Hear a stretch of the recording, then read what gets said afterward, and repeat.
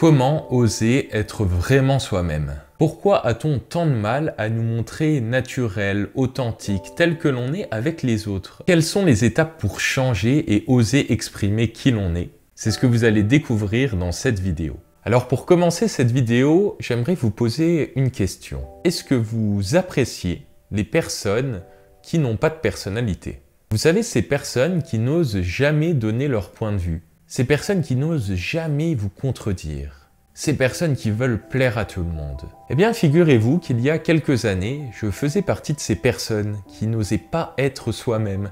Je faisais partie de ces personnes qui n'avaient pas trop de personnalité. Et j'ai étudié un peu, avec le recul, cette époque. Je me suis rendu compte qu'à cette époque, j'avais peur d'être exclu.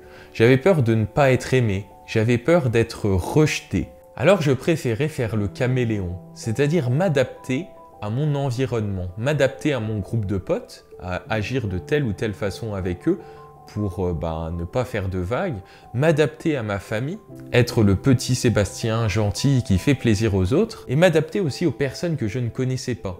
Et pourquoi je faisais ça?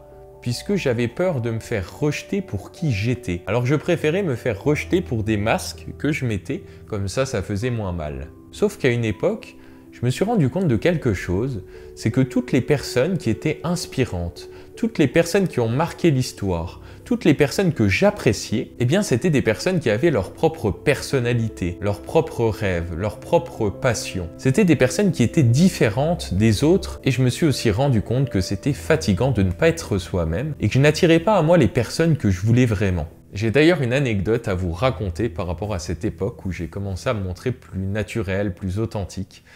Alors à cette époque, j'avais rencontré un pote, je m'entendais bien avec lui, mais sans plus quoi, je trouvais qu'on n'avait pas trop de trucs en commun. Et puis un jour, on était assis à une terrasse de café, et j'ai commencé à lui parler de ce qui me passionnait vraiment, les mystères de la vie, le développement personnel. J'ai commencé à lui parler de tout ça puisque je me sentais quand même en sécurité, je me sentais pas trop jugé quand j'étais avec lui.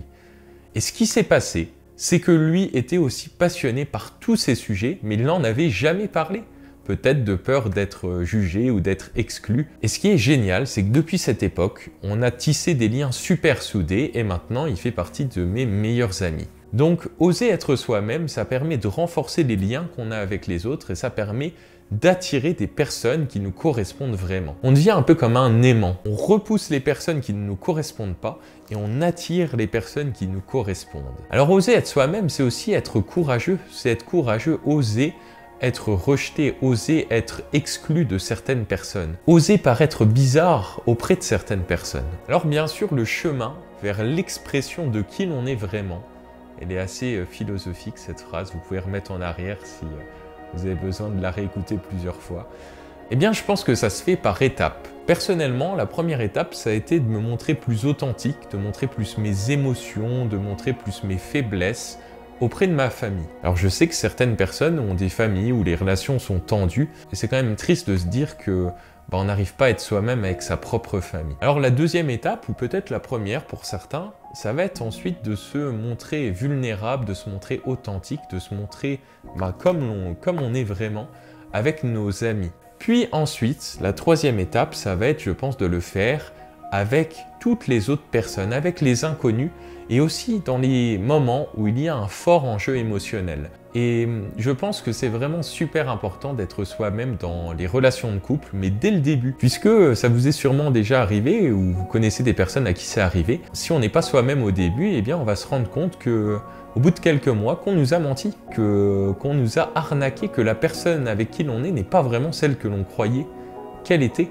Puisque la personne, pour nous séduire, ou alors nous-mêmes pour séduire quelqu'un d'autre, eh bien on a fait encore une fois le caméléon, on a essayé de le plaire, on a essayé de se faire aimer. Sauf que ce masque, lorsqu'on vit toujours avec la personne, eh bien il commence à partir. Et puis au bout d'un moment, on se dit « Ah oui, ok, cette personne a bien changé ». Non, c'est juste qu'elle est devenue elle-même. Et pareil, je pense que si vous voulez être pote un jour avec une célébrité ou avec quelqu'un de super inspirant, je pense qu'il est important d'être soi-même, puisque je pense que ces personnes n'ont pas envie d'avoir un fan de plus, d'avoir une personne qui est là en train de vouloir leur prendre quelque chose, en train de les idolâtrer comme s'ils étaient parfaits.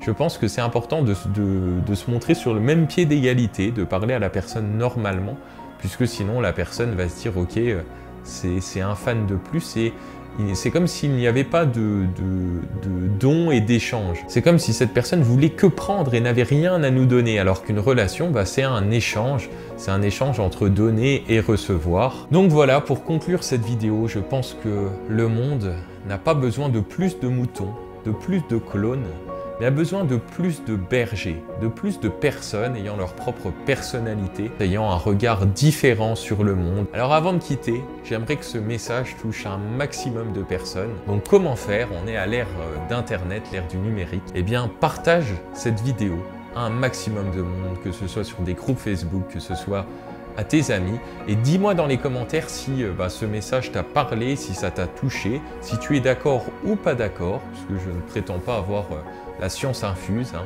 d'accord, je ne suis pas parfait. Donc dis-moi ce que tu en as pensé, et pense à t'abonner pour ne rien louper. J'aimerais finir cette vidéo par une citation. Sois toi-même, puisque les autres sont déjà pris. Et souviens-toi, évoluons ensemble.